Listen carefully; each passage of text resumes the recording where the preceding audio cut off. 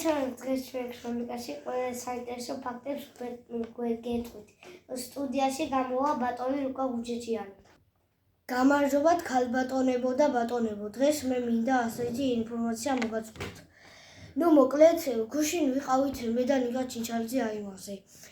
და აირონზე ყოფნის შემდეგ მე და ნიკა ჩინჩალიძე რომ თამაშობდით ბურთს, შემდეგ შემოვიდით სახლში და დაღამდა. სანამ ბურთს თამაშობდით, გამოვიდა ერთი თითი ზაღლი, რომელსაც ეკავა ბურჩო.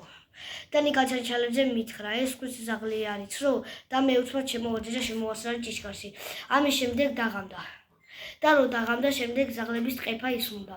ზოგი ადამიანი კვირობდა და ესე იძახოდა. ახლა გეტყვით. ზოგი ესე ისახოდა.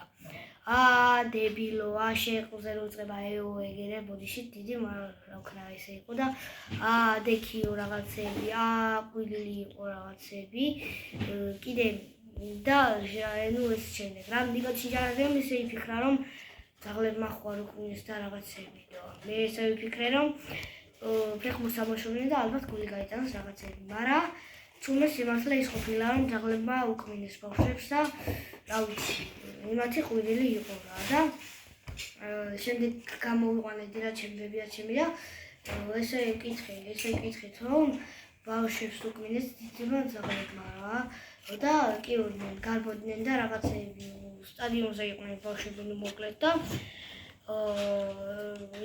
მიდიოდნენ ბევრი ზაღლი და კვებდნენ ბავშვებს და აუცი გემშვიდობებით და ვერც გავარკვიეთ რომელი იყო გოლი გაიტანეს თუ ზაღლები, მაგრამ მე რა ნიკა ჩინჩალიძეს მგონია რომ ზაღლებმა უკმინეს.